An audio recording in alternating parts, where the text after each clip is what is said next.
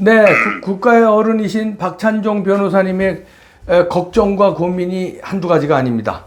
연결해서 알아봅니다. 안녕하세요. 네, 안녕하십니까. 네, 아유, 이봉규 TV 시청자 여러분들께 이재명 정권 출범되고 처음 이렇게 인사를 드리는 것 같은데 네, 모두 편찮은 마음이실 것 같고 이래서 가슴이 아픕니다. 네, 그리고 여러분들께 일단 문안 인사드립니다. 네. 지금 이재명 정부 출범한 지 16일 됐는데 어떻게 평가하고 계십니까? 한마디로 우리 헌정사상 말이죠. 48년 8.15 정부 수립된 이래 지금까지 78년 동안에 네, 이런 정권이 없어요. 이런 정권이라고 하는 것은 대한민국에 지금 네, 이재명만이 존재한다. 이재명이라는 이름 석자만이 존재한다. 네, 다른 말로 하면 대한민국이 이재명 1급 체제에 복속된 상태다. 네, 이게 참 엄청나고 불행한 사태인데 우선 국회를 완벽하게 장악했다. 네, 그렇지요? 네, 그 다음에 행정부는 물론 장악했고 헌법재판소 완벽하게 장악했다. 네, 그 다음에 대법원도 굴복시켰다. 그렇지 않습니까? 맞죠. 예. 공직선거위원으로 허위사실 유포가 유죄가 확실하다. 그러니까 고등법원은 유죄 취지로 판결하라고 대법원이 어떻게 보면 굉장히 유연하다고 할 수 있지만은 네, 사실은 비겁한 자세지. 대법원이 유죄라고 했으면 그 자리에서 유죄를 해야지. 그러니까, 예. 제가 듣기로는 겁을 먹었다는 얘기가 있어요. 예. 왜 그걸 고등법원에 내려보내가 고등법원에서 유죄 판결에서 올려보내라고 그건 뭐 때문에 그럽니까? 그렇죠. 그러니까 목적지에 왔으면 거기서 결론을 내려서 이재명이 하차시키면 되지. 네. 다시 이렇게 해라. 이게 대전까지 갔다가 다시 서울 올라와서 도로 내려가는 이런 식이 돼요. 네, 그런 이 대법원은 실질적으로 고개를 수그린 것이고 그리고 이제 일체의 사건은 전부 연기된 상태에 있다. 네. 여기에다가 언론들 말이야. 유력 언론지 이제 종이신문을 기준으로 합니다. 네, 종이신문도 요새 다 유튜브 방송이 있지만은 네, 종이신문을 기준으로 해가지고 이재명의 등장을 반대 또는 달갑게 여기지 않는 이게 유력지가 한 두세 개는 있는데 네, 서울 기준으로 해서 전국지 중에 그것도 이제 유튜브 방송도 하는데 이 유력지들도 지금은 이게 뭐 밀월 기간이라고 해서 그런지 이게 뭐 선거 말기부터 네. 이재명 당선을 거의 기정사실로 해가지고 고개를 숙여버렸다고. 네. 그 언론이 고개를 숙였다. 안 숙인 거는 이봉규 TV밖에 없지. 아이고, 이봉규 TV하고 뭐 저 같은 사람 하는 네. 얘기.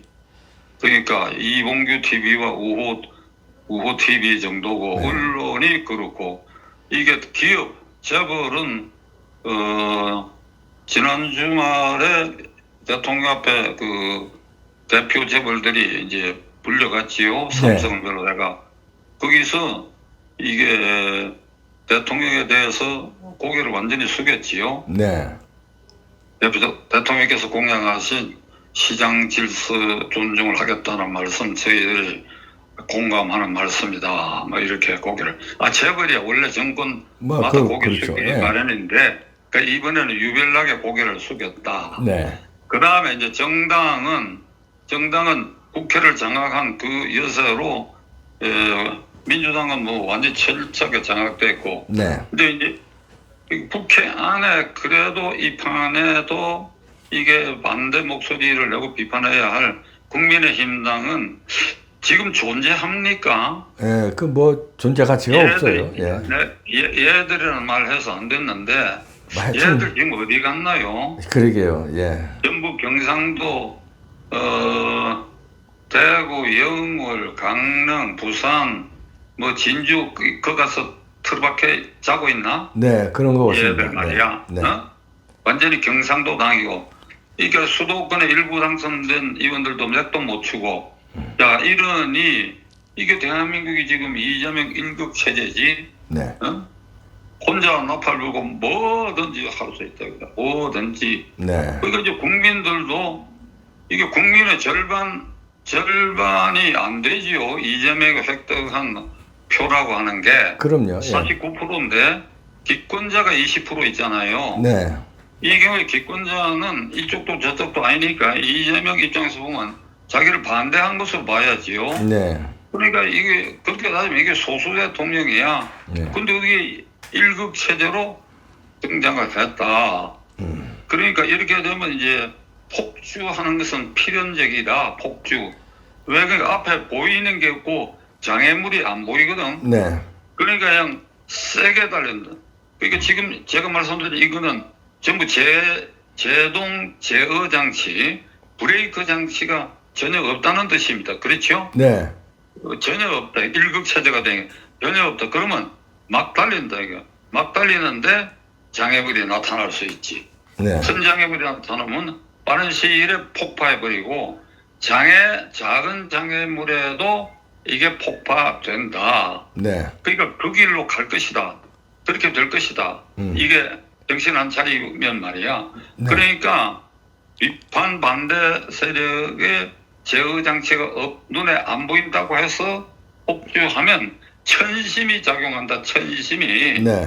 잠잠하던 국민들이 가슴에 이제 뭐 인사 문제나 정책 이런 걸 가지고 이게 점점 쌓이게 되면 이 민심이 천심을 움직여 가지고 뭐 국민의힘당에 사인을 주고 이런 게 아니라 이게 도태해서 민심이 어떤 형태로든지 그것이 폭주 열차에 대한 장애물로 나타날 것이다. 네. 이거 무서워하지 않으면 안 하면 안 된다. 안 하면 안 된다. 네. 제가 뭐 출발한 지 16밖에 안 된 정권이지만은 막 우호적 충고라고 들어야 돼. 이 대통령이. 네. 이렇게 얘기하는 사람이 없지 않느냐 이 말이야. 네. 네. 그게 전부 충성군자들밖에 없는데 이 말을 명심하기 바란다. 네. 이걸 지금 말씀드리고 싶네요. 네, 그 이재명과 그 이시바 총리가 그 뭐 회담하면서 태극기와 일장기 서로 이렇게 뭐 교차 아주 앉은 거 가지고도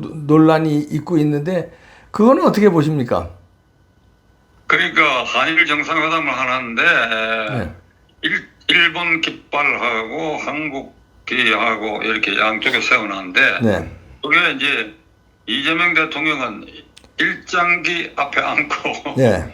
일본 수상은 한국 깃발 앞에 앉았다. 네. 이거 이제 트집을 잡는 거예요. 그게 트집 잡는 게 그 강경파들이지. 예? 이재명의 아니 좌파 강경파들이요. 그러니까 네. 왜 일장기 앞에 앉았느냐. 네. 그러면 일본에서는 반응이 없나? 이시바에 대해서 너는 왜 대한민국 국기 앞에 앉아서 히키닥거리느냐 이런 말은 없나 일본에? 일본에는 전혀 없습니다. 왜냐하면 그러니까, 교차해서 앉는 경우도 있으니까요. 외교에서. 그러니까 이제 국기라고 하는 것은 이렇게 저럴 경우에 이렇게 딱 모아놓고 하는 경우도 있고, 네. 이제 뭐 교차해서 하는 경우도 있는데 지금 그렇게 앉는 것은 그가 한일 관계를 발전적으로 나아가야 된다라고 하는 성명이 나왔지요, 두 사람이. 네. 네. 그런 것 같으면 서로 야 우리 국기를 각각 교차되게 반대편에 가서 앉자 이렇게도 말할 만하지요. 네.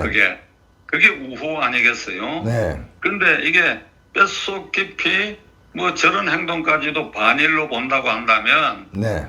그 대한민국 하지 말자 소리지. 네. 대한민국 하지 말자 소리고 내가 좀 극단적 말인지 모르겠지만 그렇게 생각하는 사람들은 네. 이게 대한민국 떠나서 그때 섬 없나 섬? 예. 큰 섬. 거기 가서 살아라. 그게 네. 국가를 유지 발전시키는 데는 현실적이고 실리적이다. 그게 예. 가령 시진핑 주석하고 정상회담 하더라도 중국 국기 그 비슷한 일이 생겨도 그건 있을 수 있는 일이다 이 말이야. 있을 수 있는 일이다. 네. 근데 그런 걸 유독 일본 관계에 있어서는 이게 발작적으로 이런 일을 한다고 한다면 그건 난 대한민국의 그 진로를 회방하는 것이라고 보고, 그리고 이제 이재명 대통령에도 문제가 있지요. 무슨 문제가 하면 당선되기 전까지 일관되게 얘기한 게 그거 한미동맹 중시 안 했지요. 예. 심하게 말하면 한미동맹을 조롱했었죠. 그 비난하고. 마시는 알부민 남재현 원장이 직접 배합한 건데요. 혈액 운반에 좋고요. 간과 심장 컨디션 개선하고 단백질 공급합니다. 피로 회복에 좋고요. 이봉규 TV 단독 혜택입니다. 2+1 한정 특가인데요. 하루 한 병이면 충분합니다. 알부민 좋은 거 아시죠? 애국 기업이에요. 또 남재현 화이팅. 이화영이 저 사면해달라고 나오고 조국 송영길 이거 처리가 저 이재명으로서는 골치 아플 텐데 이거 어떻게 처리된다고 보십니까? 이재명 대통령 입장에서는 이게 이화영의 존재가 계륵이 되어 버렸지요. 네. 버릴 수도 없고 먹을 수도 없고 사면을 해줘야 되겠는데 지금 뭐 당장 하기에도 그렇고. 네. 그리고 이걸 사면하려 그러면 이제 걸리는 사람들 다 사면해야 되거든.